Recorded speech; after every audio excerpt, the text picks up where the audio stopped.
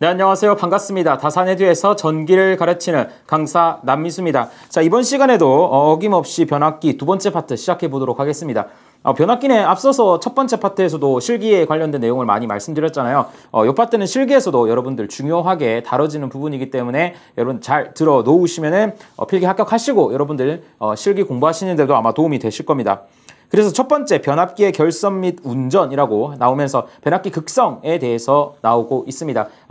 보통 가극성, 감극성 이렇게 우리가 변압기를 쓰거든요. 그런데 우리나라 같은 경우는 뭐다? 감극성을 표준으로 한다라고 여러분들이 기억을 해주시면 됩니다. 이게 실제 여러분들 실기 시험에 나오는 답안이에요. 우리나라에선 어떤 극성을 쓰는가? 답이 그냥 감극성입니다. 자, 그래서 감극성과 가극성이 뭔지부터 한번 보도록 하겠습니다. 일단 우리가 일반적으로 쓰는 감극성부터 보도록 하겠습니다. 자, 감극성이라고 하는 것은 자, 이렇게 되는 겁니다. 자, 1차 측에 V1이라는 전압이 걸렸어요. 그럼 얘가 좌측을 플러스라고 해볼게요. 그럼 우측을 마이너스라고 해볼게요. 그러니까 이렇게 걸렸다는 거예요. 그럼 2차 측도 자, V2 이렇게 걸립니다. 좌측이 뭐예요? 플러스, 우측이 마이너스. 그러니까 아다리가 맞다는 거죠. 이렇게 맞게 걸린다는 게 뭐다? 이게 감극성입니다. 얘가 감극성.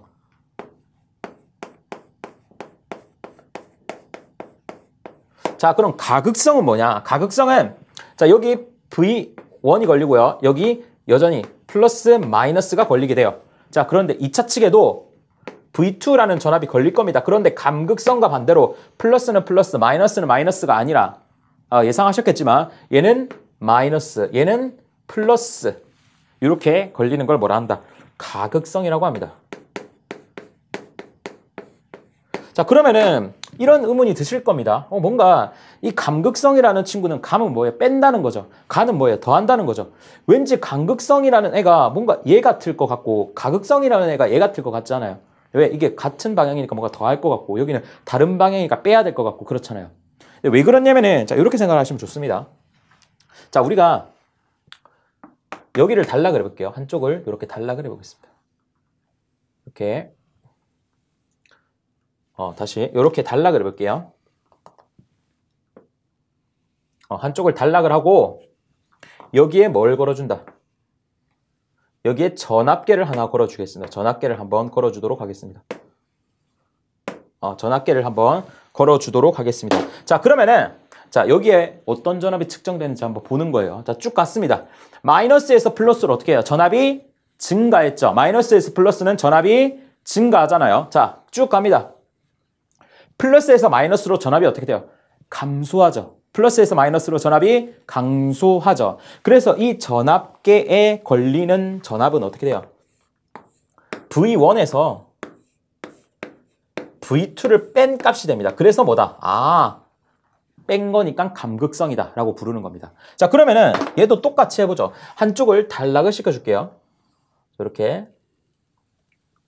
단락을 시켜줍니다. 그리고 나머지 한쪽에 우리가 전압계를 또 걸어줄게요. 이렇게 해서 전압계를 한번 걸어주도록 하겠습니다. 자, 그럼 이 전압에 얼마의 전압이 측정이 되는가를 알아보면 되겠죠. 해볼게요. 자, 마이너스에서 플러스로 전압이 증가했죠. 증가했습니다. 여기서는 어떻게 해요? 또 마이너스에서 플러스로 전압이 증가했죠. 둘 다 증가하니까 어떻게 된다? 더하면 된다고요. V는 V1 더하기 V2다. 라는 것을 여러분들이 기억을 해 두시면 좋겠죠. 자, 무엇보다도 우리나라는 뭐를 표준으로 한다? 감극성을 표준으로 한다라는 것을 여러분들이 반드시 기억을 해 주셔야 된다는 겁니다. 잘 되셨어요? 자, 그 다음 가보도록 하겠습니다. 그 다음부터 여러분들 매우 중요한 내용이 나올 수가 있어요. 이건 실기에서도 중요하고 여러분들 필기에서도 매우 자주 나오는 뭐 전력공학에서도 나오고요. 자주 나오는 겁니다. 자, Y 결선이 되게 됩니다. Y측, 1차 측이 Y고 2차 측이 Y인 YY 결선에 대해서 한번 알아보도록 하겠습니다. 자, 첫 번째 보시면은 VL은 루트 3 VP 각도 30도다 라고 되어 있죠. 당연히 자, 여러분들 아시겠지만 뭐 예를 들어서 이렇게 해볼까요? 자, 여기 전압을 우리가 페이저로 여러분들 회로 이론 때 배웠던 100 각도 0 볼트가 걸렸다고 해볼게요. 단위를 생략하고요. 자, 그러면은 여기 상에 걸리는 거. 상에 걸리는 거는 몇 볼트가 돼요? 당연히 화살표의 크기가 줄어들었죠. 그러면 어떻게 돼요? 루트 3분의 1만큼 줄어들게 될 겁니다. 크기는. 자, 루트 3분의 100이 될 겁니다. 뭐는? 상전압은 각도는 마이너스 30 뒤지게 되겠죠. 마이너스 30 뒤지게 됩니다. 무슨 말인지 아시겠죠? 자, 그러면은 얘네들과 얘네들의 권수비가 있을 겁니다. 그런데 여러분들 권수비, 여러분들의 이해를 돕기 위해 1대 1이라고 하겠습니다. 자, 그러면은 여기서 조심해야 되는 게 에너지 변환이라고 하거든요. 자, 넘어갈 때는 무조건 상전압 대 상전압으로 넘어갑니다. 뭐라고요? 자, 에너지 변화는 상전압 대 상전압으로 넘어가게 되는 겁니다. 따라서 여기에 걸리는 전압은 뭐예요? 1대 1이니까 여기에 걸리는 전압도 결국 얘랑 같아지게 되겠죠. 1대 1이니까. 여기서 보다 중요한 게 뭐예요? 에너지 변화는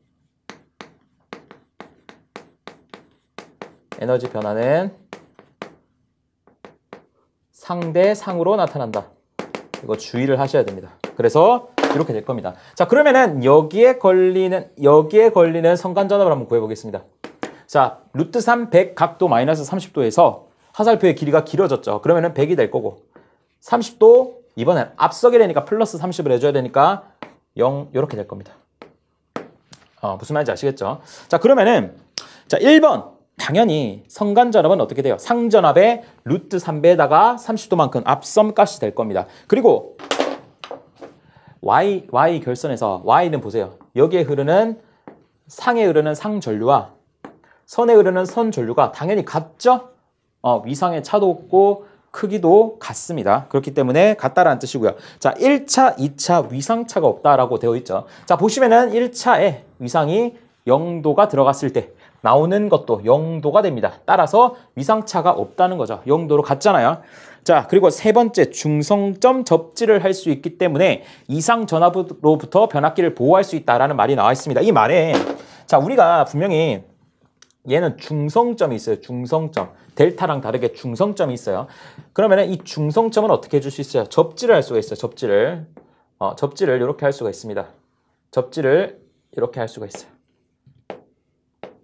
자, 그럼 이상 전압이 방지가 된다라고 되어 있죠. 자, 여러분들 이렇게 생각하시면 됩니다. 땅은 0V예요. 자, 0V입니다. 땅은 0V예요. 그러면은 여기 0V죠. 자, 0V입니다. 그러면 여기 접지된 애들은 다 0V입니다. 그럼 요 점도 몇 볼트가 돼요? 0V가 돼요. 0V. 0V가 돼요. 자, 그랬을 때 사고가 났대요. 한 선이 사고가 났어요. 여기 사고가 났어요. 사고가 났어요. 근데 접지가 되어 있기 때문에 얘는 무조건 0V일 거 아니에요. 그러니까 여기에 걸리는 전압은 어떻게 돼요? 여기에 걸리는 전압. 지금 땅을 좀 잘못 그렸는데 그러니까 여기에 걸리는 전압과 땅을 밑에다가 그리겠습니다. 그러니까 여기가 땅이 아니잖아요. 자, 다시. 자, 이렇게 Y결선. 이거 삼상이잖아요. 이렇게 가는 거고 여기 땅을 다시 한번 그리겠습니다. 땅을 그릴게요. 그럼 땅에다가 접지라는 거니까 이렇게 된 거죠. 맞죠? 이렇게 더 맞는 그림이 되겠죠. 그래서 여기가 몇 볼트? 0V죠.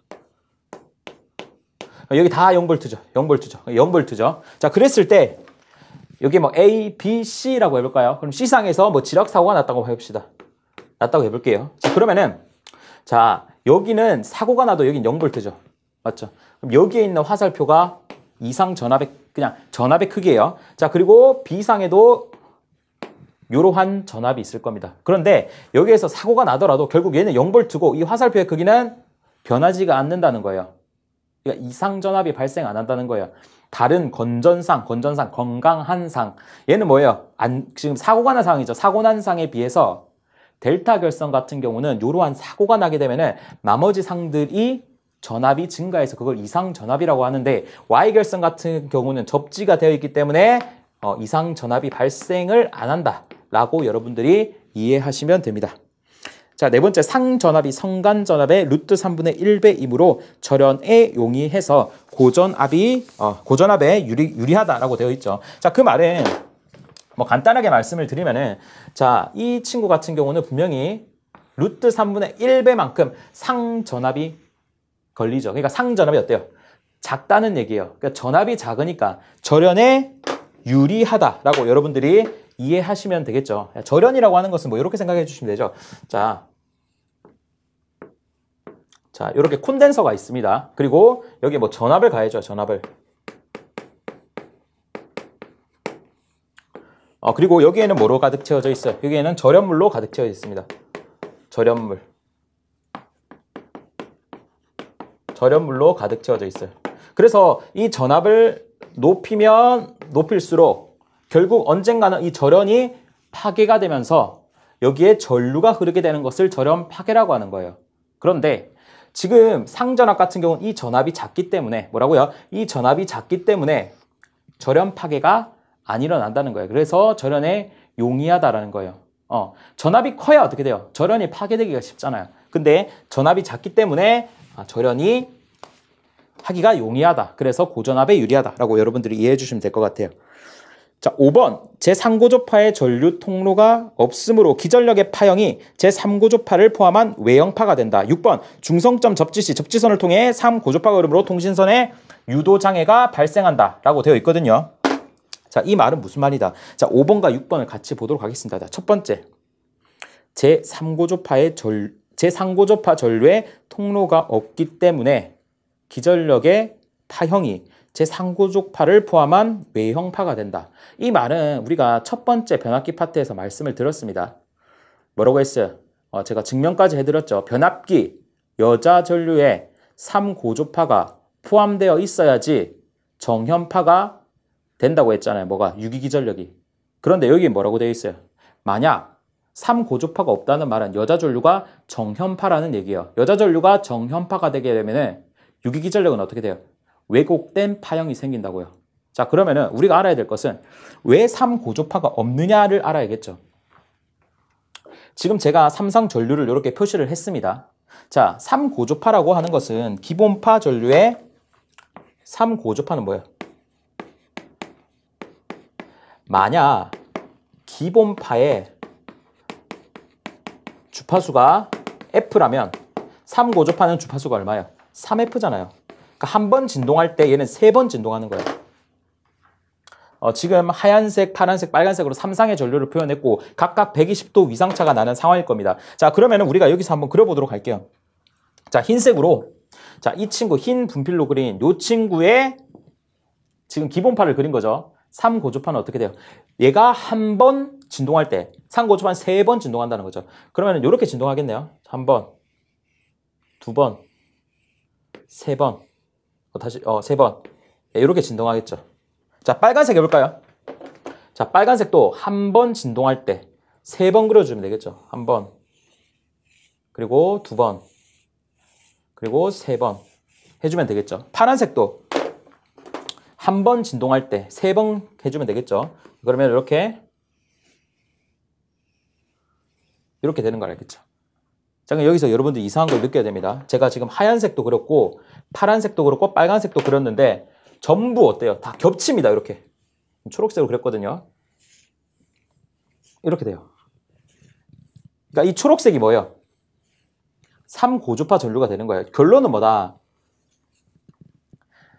이 삼상 전류의 3고조파 전류들은 다 똑같은 놈이에요. 결국 크기와 위상이 똑같은 친구라고요. 무슨 말인지 알겠죠? 자, 크기와 위상이 똑같은 친구라는 겁니다. 자, 그 말은 지금 중성점 접지를 안 했잖아요. 자, 그러면은 여기에 분명히 3고조파 전류들이 흐를 겁니다. 흐를 건데 중성점 접지를 안 했기 때문에 여기에서 다 모여요. 모이게 되겠죠. 3고조파 전류가. 그래서 이렇게 되는 거죠. 자, 여기에 흐르는 3고조파 전류를 A라고 해볼까요? 여기에 흐르는 3고조파 전류를 B라고 해볼까요? 여기에 흐르는 3고조파 전류를 C라고 해볼게요. 그럼 여기서 만나요. 그럼 만나게 되면 A와 B랑 C가 만나겠죠. 그런데 우리가 KCL에 의하면은 들어간 전류의 합은 나간 전류의 합과 같다요. 자, 그런데 보시면 아시겠지만 들어간 전류는 있는데 나간 전류는 없죠. 그러면 나간 전류의 합은 제로 맞아요. 그럼 얘네들이 뭐가 돼요? 제로가 돼야 돼요. 맞죠? 얘네들이 제로가 되려면은 A랑 B랑 C랑 뭐가 돼야 돼요? 조건은 뭐예요? 분명히 제가 A에서 흐르는 고주파와 B에서 흐르는 상고주파와 C에서 흐르는 상고주파가 같다고 했죠. 이 조건을 성립하는 A 더하기 B 더하기 C를 구했을 때 뭐가 나와요? 무조건 A도 0이 나와야 되고 B도 0이 나와야 되고 C도 0이 나와야 되죠. 그래야 A, B, C도 같으면서 A 더하기 B 더하기 C가 0이 나올 거 아니에요. 이 말은 뭐다? 상고주파가 없다는 거예요. 상고주파가 없다는 거예요. 그 말은 중성점 접지를 안 했을 때 3고주파가 없으니까 아까 제가 처음 파트에서 말씀드렸죠. 3고주파가 있어야 이쁜 정연파 유기전력이 발생을 해요. 그런데 지금 보시면 중성점 접지를 안 하면 3고주파가 없어요. 그래서 유기기전력의 파형이 왜곡이 된다는 얘기예요. 그러니까 5번이 그 말이죠. 상고주파 전류의 통로가 없으므로 기전력 파형이 상고주파를 포함한 외형파가 된다. 기전력의 파형이에요. 자, 그럼 6번. 6번은 뭐예요? 그럼 중성점 접지를 하면 되겠네 하고 중성점 접지를 했어요. 이렇게 했어요. 자, 그러면은 이제 여기에 뭐 아까 전에 얘기했지만 뭐 A라는 여기가 A였죠. A라는 3고주파가 흐르고 B라는 상고주파가 흐르고 C라는 상고주파가 흘러요. 어차피 얘네들은 뭐라고 했어요? 크기도 같고 위상도 같기 때문에 아까 같다 했잖아요. 여기에 뭐가 흘러요? 얘네들 다 합한 전류가 흐른다고요. 120도 위상차가 나는 전류면 다 더해서 0이 되지만 얘는 뭐라 했어요? 위상과 크기가 같기 때문에 얘가 1이잖아요. 1A, 얘도 1A예요. 얘도 1A예요. 그럼 여기 뭘 걸려? 3A 걸린다고 그냥. 무슨 말인지 아시겠죠? 그러니까 어떻게 돼요? 이제 여기에도 3고주파 전류가 흐르고 여기에도 3고주파 전류가 흐르고 중성선에도 3고주파 전류가 흐르고 이제 3고주파 전류가 흐르는 상황이 되었습니다. 이제 드디어 유기기전력 파형이 이쁘게 되겠네 라고 생각을 했더니 밑에 통신선이 지나가요. 뭐라고요? 통신선이 지나가요. 통신선. 자, 얘를 통신선이라고 해볼게요. 자, 그런데 이 통신선이랑 지나가는데 이 상고주파 전류가 통신선이랑 유도장애를 또 일으키는 이러한 문제를 발생합니다. 이런 친구들이 통신선과 유도장애를 일으키게 되는 거예요. 둘 다 안 좋은 거겠죠. 자, 그렇기 때문에 이거 뭐 접지를 해도 문제고 접지를 안 해도 문제라는 거예요. 그렇기 때문에 사실 이 YY 결선을 우리는 거의 안 씁니다. 안 쓴다고 보면 돼요. 안 써요. 그래서 우리가 얘를 안 쓰고 YY를 쓰고 싶니? 쓰고 싶으면은 여기다가 델타를 달아. 델타를 달아 해서 YY 델타 3권선 변압기. 조금 이따가 배울 겁니다. 3권선 변압기를 쓰게 되는 겁니다. 자, 그래서 밑에 보시면 상권선 변압기의 용도 이렇게 나와 있는데 자, 요거는 여러분들 델타에 대해서 알아봐야 돼요. 그래서 델타 결선하고 또 제가 또 뒤에 또 나옵니다. 설명을 해드릴 겁니다. 자, 그래서 뭐 요거만 하나 알려드리면 여기가 델타 결선이죠. 그래서 얘를 뭐라고 한다? 이 델타 결선만 안정권선이다 라는 말로 부르기도 합니다. 왜? YY가 불안정하니까 얘를 붙여줌으로써 안정화시켰다라고 이해를 해주시면 될 것 같습니다. 네, 그래서 YY 결선 여기까지 정리하고요. 칠판 지우고 델타 결선 보도록 하겠습니다. 네, 그 다음은 델타 결선입니다. 델타 결선 이렇게 나와 있죠. 자, 델타 결선에 대한 특징도 한번 보도록 하겠습니다. 자, 첫 번째 보시니까 VL과 VP가 같다. 이 말은 무슨 말이에요? 얘는 자 노란색으로 해볼까요? 자, 여기는 보세요. 자, 이게 뭐예요? 선간전압입니다. 선간전압이에요. 델타 결선은 선간전압과 상전압이 같죠? 자, 회로인 시간 때 다 배우셨을 겁니다. 그러니까 여기에 걸리는 VP 값과 VL 값이 어떻게 돼요? 그냥 동일합니다. 크기도 같고 위상도 같습니다. 자, 제가 에너지 변화는 상대 상으로 이루어진다고 했죠. 자, 그렇기 때문에 1대1이 되는 거죠. 만약에 권수비가 1대1이라면은 여기에도 VP가 걸리고 여기에도 VL이 걸리는 거죠. 그러니까 제가 말씀드리고 싶은 것은 얘가 100V죠. 그럼 얘도 100V죠. 그럼 1대1이니까 100V가 1대1이니까 여기도 100V가 걸리죠. 상전압이 100V니까 얘도 100V가 걸린다는 겁니다. 결론은 뭐다? 크기도 같고 위상의 차도 안 생긴다는 거예요. 크기야 얘가 1대1로 같으니까 이럴 때만 같은 거고 실제로 이게 건수비가 바뀌면 크기는 바뀔 수가 있죠. 하지만 위상의 차이는 없다라는 게 델타 결선의 특징이 되게 될 겁니다. 그리고 첫 번째 상전압과 선간전압은 같다라는 거죠. 자, 그런데 이거 다르죠. 자, 여기에 흐르는 이러한 상전류 IBC라는 상전류가 있어요. 상전류가 있죠. 상전류가 있습니다. 그런데 얘의 크기가 예를 들어서 10A라고 해볼까요? 10A라고 해볼게요. 그러면은 여기 IA는 어떻게 돼요? 자, 얘는 뭐예요? 상전류죠. 선전류는 지금 딱 봐도 이 전류가 모이는 느낌이 나잖아요. 두 개가 커지겠죠. 그러니까 10 루트 3A가 됩니다. 루트 3배 더 커지겠죠. 각도는 마이너스 30도 뒤쳐지게 되는 겁니다. 네, 무슨 말인지 아시겠죠? 자, 그래서 어떻게 되어 있다? 상전압에다가 10에다가 루트 3을 곱하고 마이너스 30도 뒤졌다. 요거는 여러분들이 반드시 기억을 해주셔야 됩니다. 요거에 대한 증명 영상도 제 유튜브에 있으니까 다들 참고하시면 좋을 것 같아요. 자, 그렇기 때문에 두 번째 1차, 2차 전압에 위상차가 없죠. 위상차가 없습니다. 상전류는 선전류의 3분의 상전류는 선전류의 루트 3분의 1배이다 라는 거죠. 자, 그래서 어떻게 된다? 얘는 대전류에 적합합니다. 당연하죠. 지금 큰 전류가 흐를 거 아니에요. 어쨌든 여기가 부하체가 아니에요. 그러니까 대전류에 적합하다라는 말입니다. 자, 세 번째, 제3고조파 전류가 델타 결선 내를 순환하기 때문에 교류 기전력의 파형이 왜곡되지 않는다. 또 3고조파라는 친구가 나왔습니다. 제가 앞서 말씀드렸지만 3고조파라는 친구는 크기도 같고 위상이 같다고 말씀을 드렸어요. 자, 그러면 우리가 여기서 한번 볼게요. IBC라는 친구와 ICA라는 친구를 보도록 하겠습니다. 그래서 델타 결선은 A, B, C 이렇게 잡았고요. B에서 A로 가는 전류를 IBC, A에서 C로 가는 전류를 IAC, C에서 B로 가는 전류를 ICB라고 이렇게 정의를 했습니다. 자, 그러면은 요점에서 KCL을 한번 써볼게요. 자, 요점에서 KCL 한번 써볼게요. KCL이 뭐예요? 들어간 전류의 합은 나간 전류의 합과 같다라는 거예요. 자, 그럼 들어온 전류는 뭐예요? IBC가 되는 거죠. 그리고 나간 전류는 어떻게 돼요? IAB가 나갔죠. IA도 나갔죠. 합이 같다라는 거죠. 나간 전류는 뭐가 돼요? IAC. 그리고 나간 전류 IA가 어떠다는 거예요? 같다라는 거죠. 맞아요? 맞아요? 자, 그러면은 우리가 여기서 알 수 있듯이 자, 여기에도 3고조파가 흐를 겁니다. 여기에도 3고조파가 흐를 거예요. 여기에도 3고조파가 흐를 거예요. 그래서 제가 이 파란색으로 그린 친구들이 다 3고조파라고 생각을 해볼게요. 3고조파의 순환전류가 흐른다고 했으니까. 자, 그러면은 3고조파의 크기는 어때요? 다 같다고요. 위상도 같다고요. 그럼 1이라고 해볼까요? 자, 이렇게 해볼게요. 자, 얘를 넘겨줘 볼게요. 그럼 IBC는 마이너스 IAC가 되죠. 는 IA가 되는 거 맞아요? 근데 얘도 상고조파고 얘도 상고조파인데 얘네 둘이 크기가 같고 위상도 같으니까 어떻게 돼요? 빼주면은 제로가 되는 거 맞아요?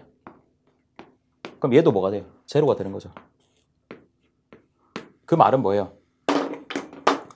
여기에는 3고조파가 흐르지 않는다는 거예요. 선에는. 상에만 흐른다고요. 상에만. 선에는 안 흘러요. 자, 다시 보도록 할게요. 자, 세 번째, 제3고조파 전류가 델타 결선내를 순환하죠. 순환함으로 당연히 교류 기전력이 정연파가 된다는 거예요. 왜? 3고조파가 여기 있으니까 정연파가 나온다고 했잖아요. 우리가 여자 전류가 3고조파가 포함되어 있어야지만 유기기전력 E가 정연파가 나온다고 했잖아요. 그 말입니다. 자, 그렇기 때문에 변압기 외부의 네 번째 특징입니다. 변압기 외부에 제3고조파가 발생하지 않으므로 통신장애가 미발생한다. 자, 그러니까 여기에는 안 흘러요. 여기에는 안 흘러요. 여기는 안 흘러요. 왜? 0이라고 했잖아. 그러니까 통신성과 유도장애를 일으킬 수가 없죠. 없으니까 Y결선에 비한 델타 결선에 더 좋은 점이라고 할 수가 있어요. 자, 좋습니다. 그리고 변압기 한 대 고장 시 V결선에 의한 3상 전력이 공급하다. 네, 그렇습니다. 예를 들어서 한 상이 고장났다. 그러니까 변압기도 되니까 한 상. 여러분들 이게 또 이렇게 생각하시면 안 됩니다. 이게 한 상이고요. 이게 두 상이고요. 이게 3상이에요. 변압기는 어떻게 되어 있어요? 이렇게 되어 있잖아요. 이게 한 개잖아요. 무슨 말인지 아시겠죠? 그래서 한 상이 고장나면 어떻게 돼요? 이게 무슨 표시예요? V 아니에요? 얘도 V죠? 그러니까 VV 결선이 되는 거예요. V 결선도 3상 전력이 공급이 가능하다는 얘기입니다. 아시겠죠? 그래서 변압기 한 대 고장 시 V결선에 의한 삼상 전력 공급이 가능하다. 좋습니다. 자, 여섯 번째 중성점 비접지 방식이므로 이상전압 및 지락사고에 대한 보호가 어렵다라고 되어 있죠. 그 말은 뭐다? 얘는 중성점 접지할 데가 없죠. Y는 뭐 이쁘게 였다 접지하라고 되어 있는데 없으니까 이상전압 발생 시에 어떻게 된다? 전압이 엄청나게 커지겠죠. 그렇게 이해하시면 될 것 같습니다.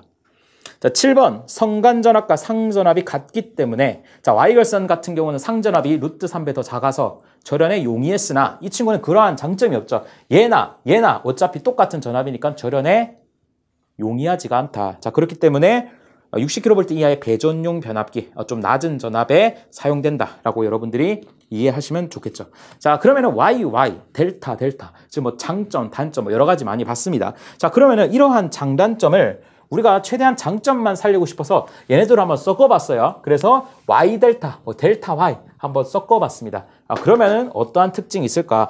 그러면은 우리가 예상할 수 있는 것이 앞서 배운 Y 결선의 장점과 델타 결선의 장점이 어디 나타나겠어요? Y 델타 Y에 나타나게 될 겁니다. 한번 나타나는지 같이 한번 보도록 하겠습니다.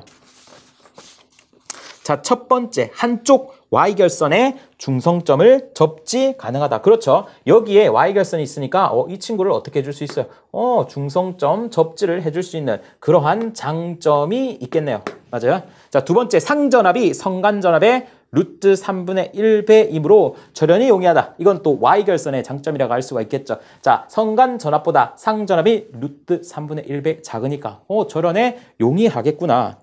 다 배웠던 겁니다. 세 번째, 제3구조파의 장애가 적고 기전력의 파형이 왜곡되지 않는다라는 말은 당연히 델타 결선의 장점이라고 할 수가 있겠죠. 델타 결선 같은 경우는 3고조파 전류가 내부를 순환하고 있기 때문에 우리가 여기서 유기전력이 발생을 하죠. 그렇기 때문에 유기전력의 파형이 어때요? 3고조파가 포함된 여자 전류가 흐르기 때문에 유기전력의 파형이 왜곡되지 않는 정현파가 나올 것이며 당연히 여기에 3고조파가 흐른다고 했어요? 안 흐른다고 했어요? 0이라고 아까 증명을 해드렸죠. 자, 델타 결선에서 선간에는 3고조파 전류가 흐르지 않기 때문에 여기서 통신선이 지나가더라 하더라도 통신선 유도장애가 일어나지 않겠죠. 안 흐르니까. 네, 그 말입니다. 자, 그리고 1차, 2차 선간 사이에 30도 위상차가 발생한다. 이거는 좀 안 좋은 점이라고 할 수 있겠네요. 자, 당연히 우리가 여기에 뭐 예를 들어서 100 루트 3 각도 0만큼 성간전압을 줬다고 해볼게요. 자, 그러면은 여기에 걸리는 상전압은 100 루트 3에 당연히 루트 3을 나눠야 되니까 100에 각도 마이너스 30도가 되는 거죠. 마이너스 30도가 될 거예요.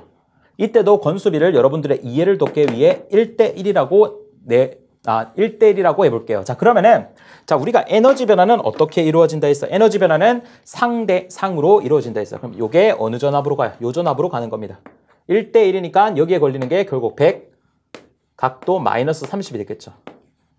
델타 결선에서는 상전압과 선간전압이 동일하기 때문에 여기에 걸리는 전압이 즉 100 각도 그냥 마이너스 30도가 된다는 겁니다. 결론적으로 우리가 시작은 0도를 시작했는데 끝은 마이너스 30도로 30도의 위상차가 생긴다는 거죠. 중요합니다. 30도의 위상차가 생긴다 라고 여러분들이 이해하시면 되겠네요. 자, 한 쌍이 고장이 나면은 뭐라 되어 있어요? 전원 공급이 불가능하다 되어 있습니다. 자, 그 말은 뭐냐? 자, 아까 전에 분명히 델타 결선은 한 쌍이 고장나면 어떻게 바뀐다 했어요? V 결선으로 바뀐다고 했어요. 자, 그러면 한 쌍이 고장났다는 건 여기 자, 이런 겁니다. 요 쌍이 고장났어요. 요 쌍이 고장났다고 해볼까요? 그러면 여기도 한 쌍이 고장나야 되죠. 여기 세트니까 요렇게 세트니까. 그래서 고장이 났어요. 그럼 어떻게 되나 볼게요. 지워지죠. 한 쌍 없어졌으니까. 여기도 없어지니까 지워지죠.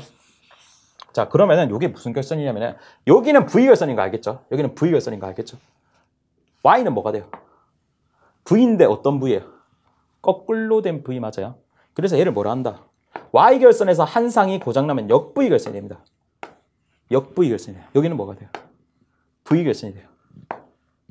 지금 여기는 뭐예요? Y 델타였죠. 근데 만약에 델타 Y였으면 V가 되고 역-V가 되는 겁니다. 일단 얘네들로는 역-V가 아주 불안정한 결선이라고 보시면 돼요. 그래서 전원 공급이 불가능하다라고 여러분들이 지금은 이 정도만 이해하시면 됩니다. 실기 가면 또 깊게 다룰 내용이에요. 여기서는 Y 델타 또는 델타 Y에서 한 상이 고장나면은 전원 공급이 불가능하겠구나라고 이해하시면 됩니다. 그리고 밑에 보시면은 Y 델타는 뭐라 되어 있어요? Y 델타, 델타 Y. 이게 뭐야? 이게 강압용이죠. 강압. 얘가 뭐야? 승압용이죠. 왜? 아까 제가 여기 뭐라 했어요? 여기 Y라 했죠? 여기 델타라 했죠?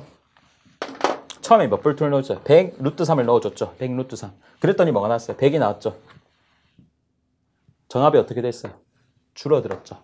강압 됐죠? 강압. 그래서 Y 델타는 강압용.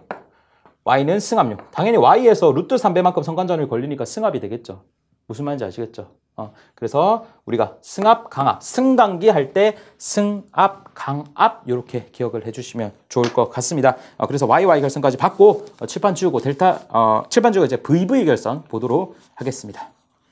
네, 그 다음은 VV 결선입니다. VV 결선에 왜 VV 결선인데 델타 결선을 그리셨나요? 하시면은 제가 뭐라 했어요? 델타 결선에서 한 상이 어떻게 된다? 고장이 났을 때 우리가 어떻게 된다? VV 결선으로 운전을 한다.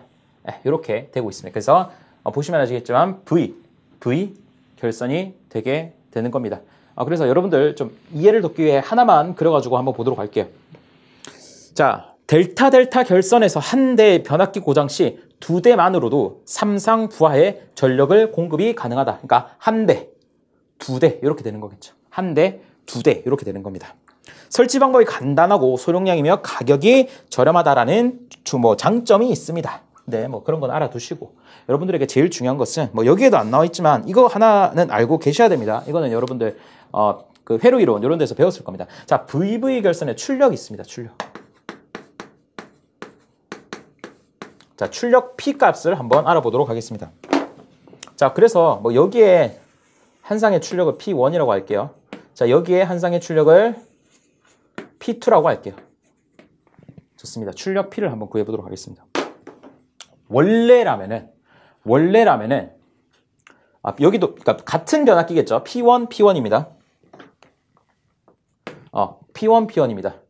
원래 P1 이렇게 세 개가 있었다가 한 상이 고장이 난 거니까. 자, 그럼 P1이에요. 그러면은 우리가 생각했을 때, 자, 만약 이게 델타 결선이었잖아요. 자, 델타 결선에서 자, P1이었어요. 델타 결선에서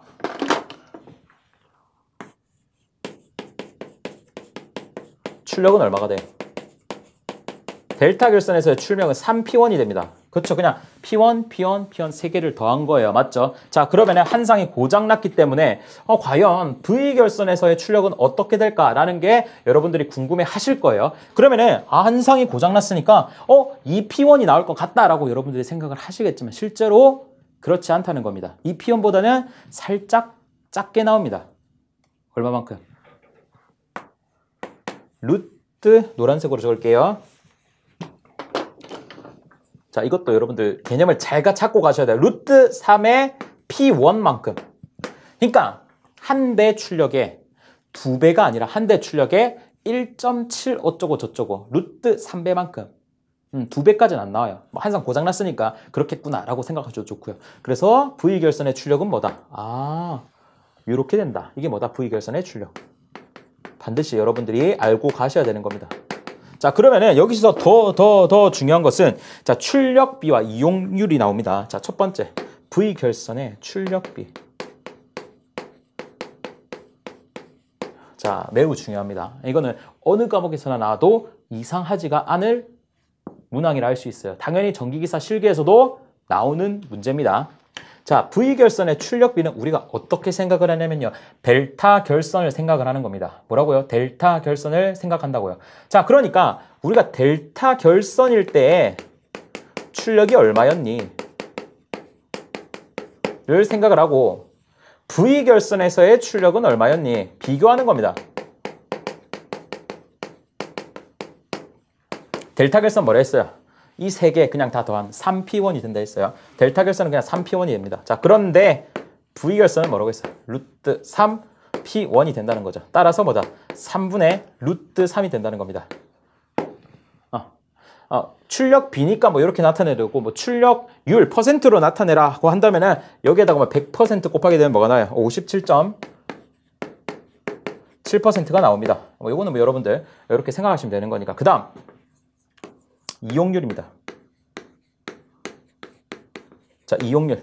아까 제가 설명을 드렸죠. 왠지 P1, P2 두 개가 있으니까 그냥 2P1 할 것 같았는데 2P1만큼 운전할 것 같았는데 알고 보니까 두 배만큼, P1의 두 배만큼이 아니라 한 루트 3배 정도만큼 일을 한다 라고 했을 때 이게 뭐다? 이용률이 되는 겁니다. 그래서 2분의 루트 3이 되는 겁니다. 여기에다 퍼센트로 나타내고 싶으면 100을 곱해가지고 하시면은 86.6%로 나오게 됩니다. 그래서 이거 시험에 매우 잘 물어봅니다. 그래서 여러분들이 일단 요거 기억하시면 돼요. 자, 출력비는 3분의 루트 3이다. 뭐 계산기 두드리면은 57.7% 쉽게 나오는 겁니다. 그러니까 3분의 루트 3을 외우면 돼요. 자, 이용률은 뭐다? 2분의 루트 3이다. 그리고 이건 계산기로 두드리면은 이렇게 나옵니다. 그러니까 답이 2분의 루트 3일 수도 있고 86.6%일 수도 있어요. 자, 그런데 저는 얘랑 얘를 외우도록 기억을 하겠습니다. 어떻게 외운다? 숫자 2를 기억합니다. 뭐라고요? 숫자 2를 기억합니다. 자, 이용률에 2가 뭐예요? 숫자 2죠? 그렇기 때문에 얘가 뭐다? 2가 들어가요. 그래서 2분의 루트 3.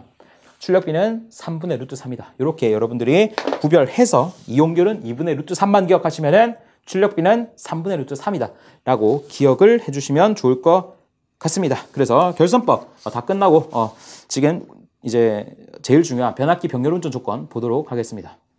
네, 계속해서 변압기 병렬 운전 조건입니다. 해당 내용은 너무너무 시험에 자주 출제가 됩니다. 이 친구는 필기에도 정말 자주가 출제가 되고요. 실기에서도 매우 자주 출제됩니다.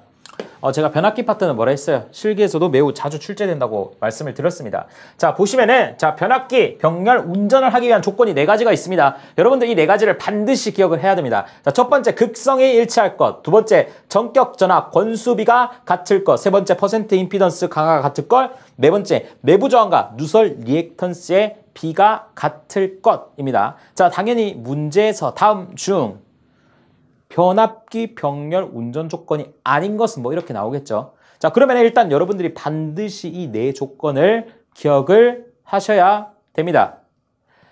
저와 같이 이렇게 전기기기를 학습을 하시면 여러분들 걱정이 없을 겁니다.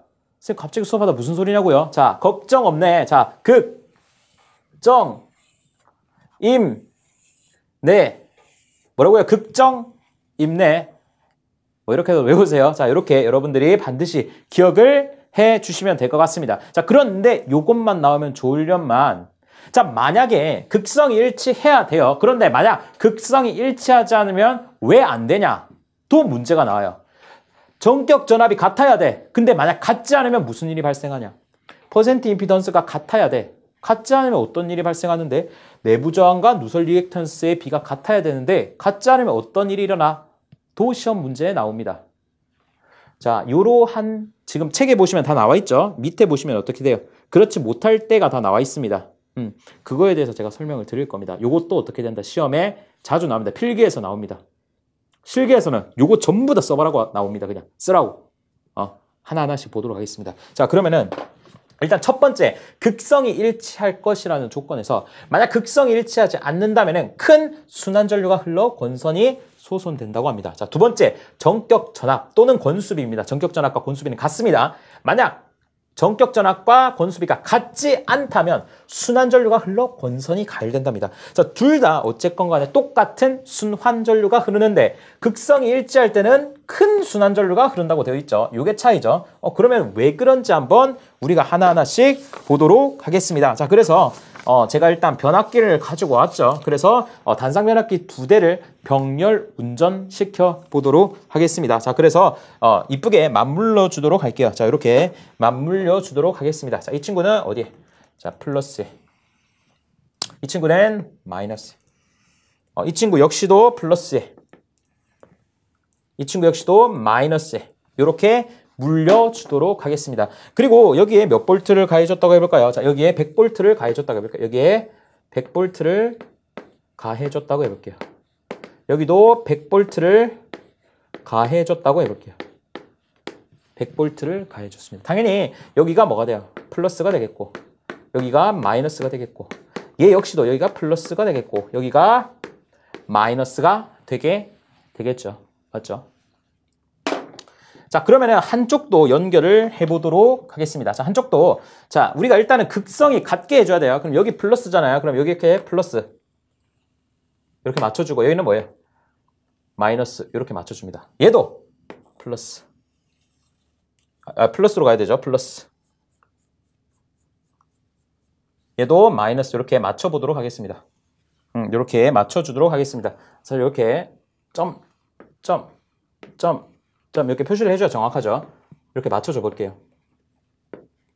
자, 그랬을 때 뭐 권수비를 정해줘 볼까요? 뭐 권수비가 뭐 예를 들어서 뭐 2대1이다 뭐 이렇게 해볼게요. 2대1이다 해볼게요. 그럼 여기 몇 볼트가 걸려? 50볼트가 걸리겠네. 여기도 몇 볼트가? 50볼트가 걸리겠죠. 그럼 여기 뭐예요? 플러스죠. 여기는 뭐예요? 마이너스죠. 여기는 뭐예요? 플러스죠. 여기는 마이너스예요. 아, 그러면은 극성이 일치하네. 극성이 일치하는 경우입니다. 자, 그러면은 한번 보도록 하겠습니다. 자, 우리가 이렇게 따라가 보도록 할게요. 자, 여기서부터 따라가 볼까요? 자, 요 점에서부터 시작을 해볼게요. 요 점에서부터. 자, 여기 다 맞물린 겁니다. 자, 해볼게요. 쭉 따라갑니다. 저 잘 따라오세요. 자, 마이너스에서 플러스 어떻게 돼요? 전압이 증가했죠. 몇 볼트? 50볼트 증가했어요. 쭉 갑니다. 여기서 이렇게 되겠죠. 자, 그리고 이렇게 되겠죠. 그러면은 플러스에서 마이너스로 50볼트가 감소된 거 맞아요? 그럼 이렇게 돌아오겠죠. 그럼 어떻게 돼요? 방금 뭐라 했어요? 50볼트가 증가했다가 마이너스 50볼트 감소했으니까 전압은 걸려요, 안 걸려요? 0볼트잖아요. 안 걸려요. 그러니까 순환전류가 안 흐르겠네요. 전압이 없으니까. 전류가 흐르려면 전압이 있어야 되잖아요. 그래서 뭐다? 극성이 일치할 때는 순환전류가 안 흘러요. 그러면은 지금 문제에서 뭐라 했어요? 야, 극성을 한번 바꿔봐라. 뭐 이렇게 되는 거잖아요. 극성을 한번 바꿔보도록 하겠습니다. 뭐 극성을 한번 바꿔볼게요. 자, 요 친구를 한번 바꿔볼게요. 자, 얘를 이렇게 하는 겁니다. 자, 다시. 그러니까 반대로 결선하는 거예요. 얘가 원래 플러스로 갔잖아요. 얘를 마이너스로 연결할게요. 그리고 얘를 플러스로 이렇게 연결을 해보도록 하겠습니다. 자, 그럼 어떻게 되나? 자, 잘 보세요. 자, 여기서부터 또 시작합니다. 자, 마이너스에서 플러스로 50볼트 올라갔죠. 마이너스 플러스 50볼트 올라갔죠. 자, 이렇게 돌아갑니다.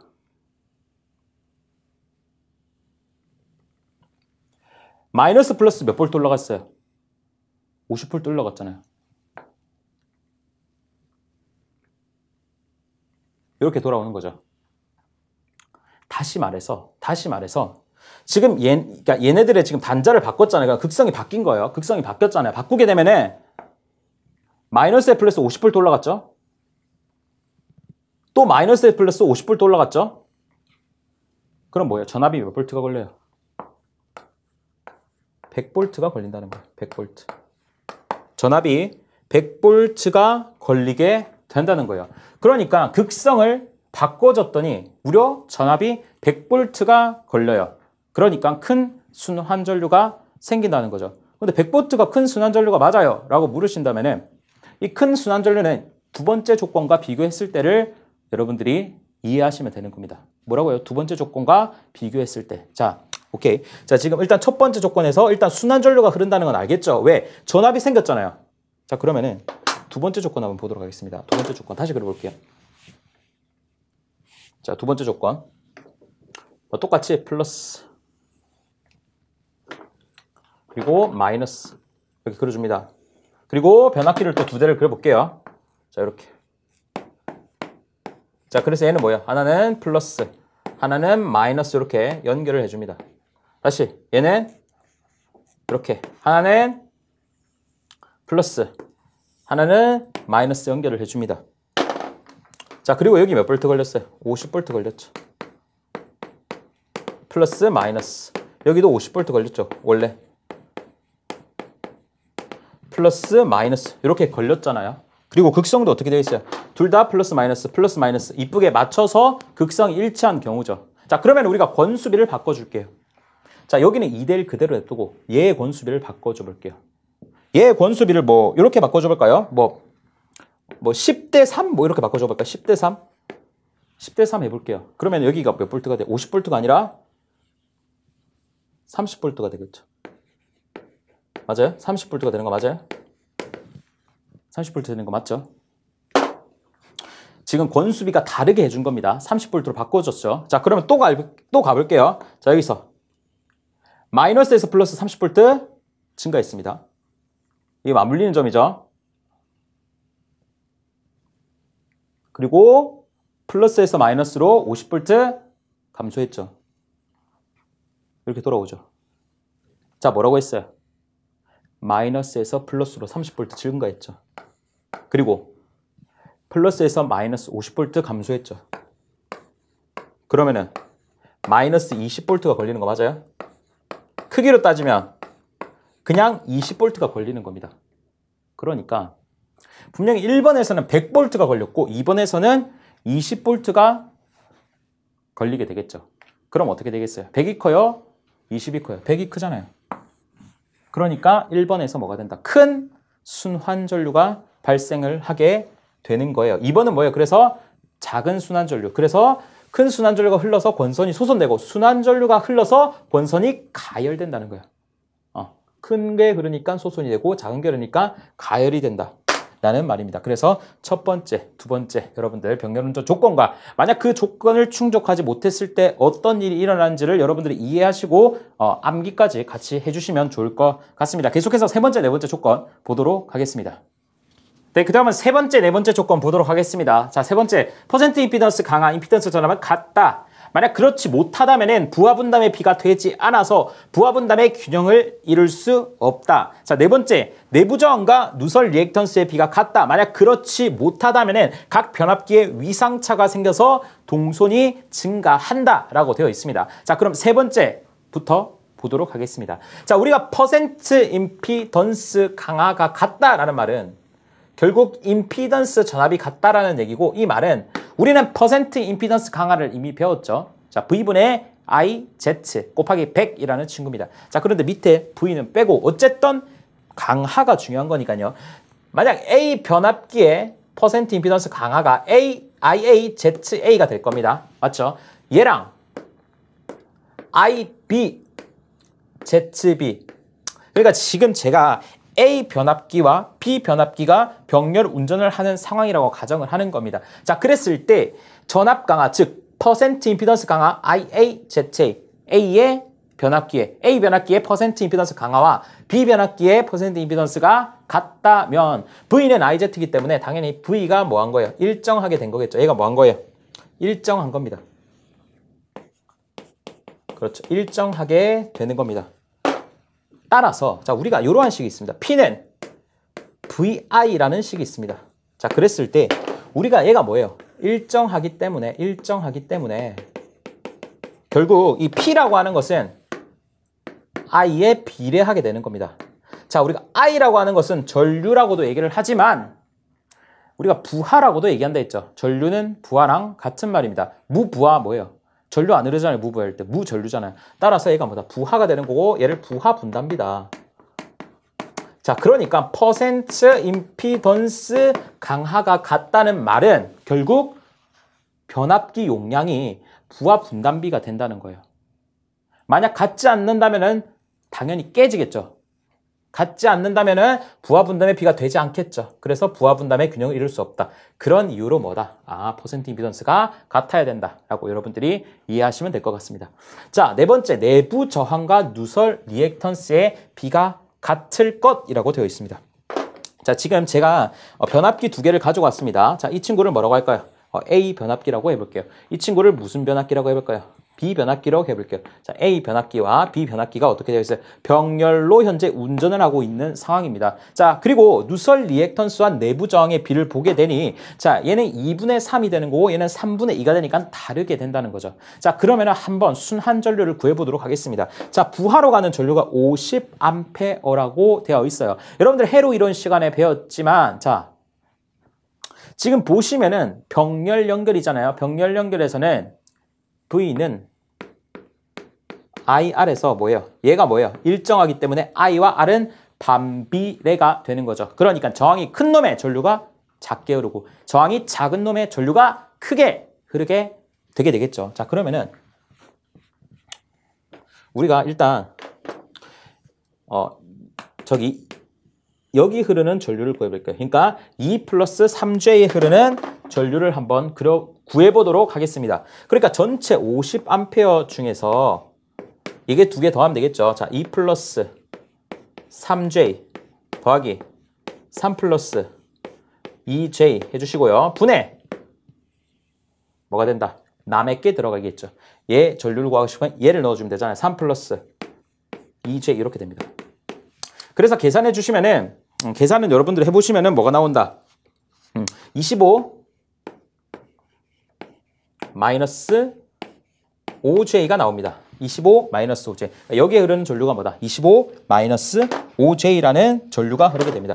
자, 그러면은 여기에 흐르는 전류도 구해볼게요. 여기에 흐르는 전류 어떻게 구할까요? 여기에 흐르는 전류도 50 곱하기 2 플러스 3J 더하기 3 플러스 2J 분의 2 플러스 3J. 얘가 들어가겠죠. 네, 이렇게 구하면 여러분들 조금 생각을 다시 해봅시다. 50A잖아요. 근데 여기 뭐가 흐른다고 했어요? 25 마이너스 5J가 오른다고 했잖아요. 그럼 어떻게 해줘요? 50A에다가 뭐 해주면 돼요? 얘 빼주면 되잖아요. 마이너스 25 플러스 5J 해주시면은 어떻게 된다? 25 플러스 5J라는 전류가 흐름을 알 수가 있죠. 자, 그래서 지금부터 제가 그림을 그릴 건데 자, 유효가 뭐예요? 25A죠. 유효가 뭐예요? 25A죠. 빨간색으로 유효 전류를 그려볼게요. 자, 여기에는 몇 암페어 걸려요? 25A라는 전류가 흐릅니다. 다시 생각할게요. 여기도 25A라는 유효 전류가 생깁니다. 자, 그러면 무효 전력을 구해볼게요. 마이너스 5J, 여기는 플러스 5J라는 무효 전류가 흐릅니다. 무효 전류는 파란색으로 볼게요. 여기에는 뭐가 흐른다고요? 마이너스 5J. 여기에는 뭐가 흐른다고요? 플러스 5J. 플러스 5J 이렇게 됩니다. 자, 그러면 마이너스 5J인데 플러스 5J로 바꿔볼게요. 그 말은 뭐예요? 얘가 플러스로 바뀌면은 방향이 어떻게 돼요? 이렇게 되는 거 맞아요? 여기로 바꾸는 거 맞아요? 얘가 플러스 5J가 되면. 맞죠? 그러면은 이렇게 따라가 볼까요? 이렇게 되죠. 이렇게 되는 거 맞아요? 그럼 어떻게 돼요? 플러스 5J가 뱅글뱅글 도는 순환 전류가 되게 되겠죠. 당연한 거죠. 왜? 50A가 되려면은 빨간색 두 개 유효분만 더해주면 어떻게 돼? 50A가 되는 거잖아요. 그러니까 플러스 5J는 계속 순환하는 순환 전류가 되어야 된다고요. 그러니까 이게 뭐다? 순환 전류가 되는 겁니다. 순환 전류.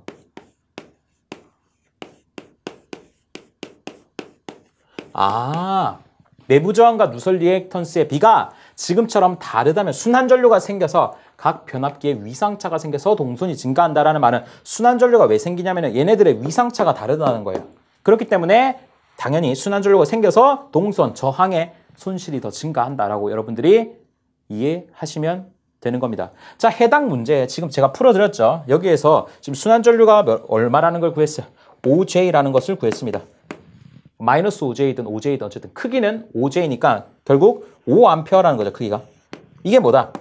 자, 여러분들 관연도 푸시면 필기 문제이면서 전기기사 실기 문제입니다. 실기에 이대로 나왔습니다. 필기에도 똑같이 숫자만 바꿔서 나오는 겁니다. 이게 막 공식이 있거든요. 공식 안 외우셔도 되고 이렇게 이해하시면 될 것 같습니다. 그래서 일단 왜 그런지 다 정리를 해봤습니다. 선생님 근데 밑에 보니까 하나 더 있는데요. 3상에서는 각 변압기 상회전 방향 및 변이가 같을 것 뭐 이라고 되어 있습니다. 이거는 뭐냐면은 3상에서만 이건 추가적으로 살짝 기억해 주시면 됩니다. 뭐라고요? 3상에서는 각 변압기의 상회전 방향 및 변이가 같을 것. 이것은 위상이 같을 것이라는 말입니다. 그래서 여러분들이 그 다음 페이지 넘기시면은 밑에 부하분담은 다음 시간에 할 거고요. 자, 134페이지 5번 보시면 삼상변압기군의 병렬조합이 나와 있습니다. 자, 뭐라고요? 삼상변압기군의 병렬조합이 나와 있습니다. 자, 그래서 쭉 보시면은 병렬 운전이 가능한 조합과 병렬 운전이 불가능한 조합 이렇게 나와 있습니다. 자, 그런데 이것도 여러분들이 시험에 자주 나옵니다. 삼상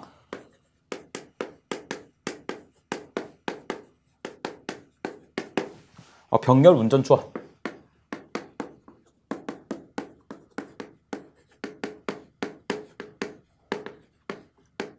자, 여기서 5번째 조건을 충족해야 됩니다. 뭐라고요? 위상이 같아야 돼요.